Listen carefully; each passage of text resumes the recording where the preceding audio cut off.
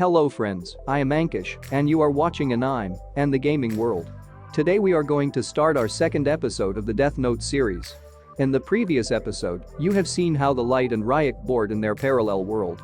And how Light get the mysterious notebook and figure out the dark power of the notebook. And he decided to make their world free from evil by using the mysterious notebook power and becoming the god of the new world. And you have also seen the first meeting of the Ryuk and Light.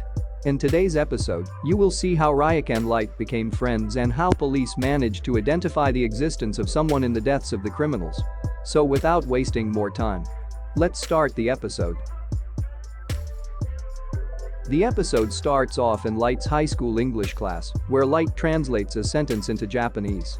After school, someone asks if Light wants to hang out, but he claims he is busy.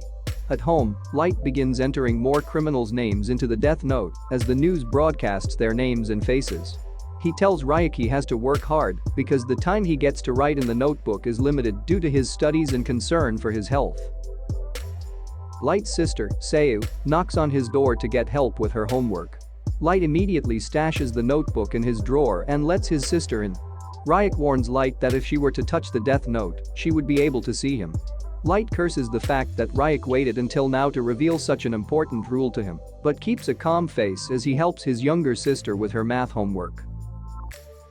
Meanwhile, the International Criminal Police Organization begins its meeting, addressing the 52 known cases of criminals dying of heart attacks. One member questions why this is even a problem, since all the people who died were sentenced either to life in prison or death row, but another member stresses that even though such is the case, some unknown entity is killing criminals through some form of mass murder. The bickering escalates until the apparent head of the meeting silences everyone, saying that Interpol has no choice but to bring in L again. The statement causes the entire room to begin whispering again. One man questions his chief about what the man means by L. The chief tells the young man that L is the name taken on by a mysterious person whose real name and identity are unknown. L has been able to solve every case given to him by the ICPO, who view him as their trump card. The room's silence is broken by a member who questions how they will even be able to contact L in the first place, especially since he is known to only take on cases that interest him. This question is immediately answered by a tall man in a trench coat, whose face is hidden by his hat. The man, who the chief briefly explains is Watari, the ICPO's only contact to L, states that L has already been investigating the case. He opens a laptop to display an enormous letter L. A scrambled voice begins speaking from the laptop, introducing himself as LL, informs Interpol that he will need the cooperation of every organization being represented in the ICPO, especially the Japanese task force, since he has suspicions that the mass murderer resides in Japan. Meanwhile, Light has devised a trap to prevent anyone from ever touching the notebook.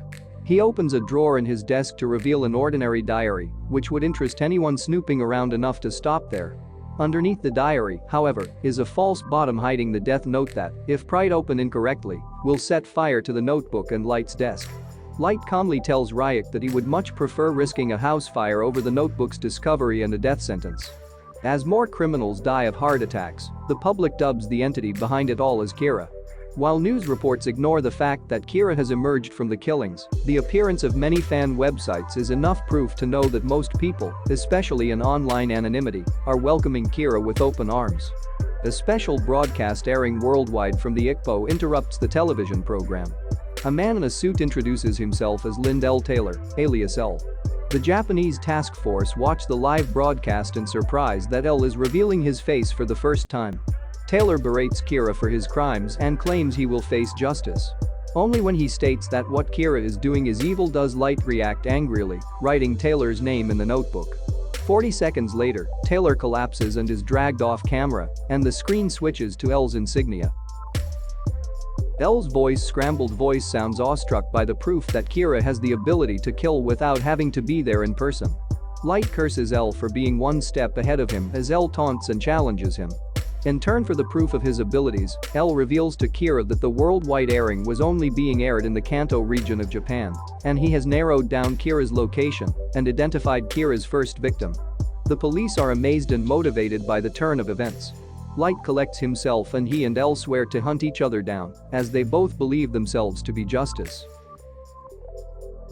So here ends our second episode of the Death Note series. I hope you all might like it.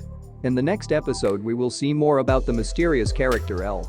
And we also come to know about the secret of the Shinigami eyes. And guys, for more amazing videos please subscribe the channel and click the bell icon. So that whenever I upload a video you get the notification. So see you all with the next episode.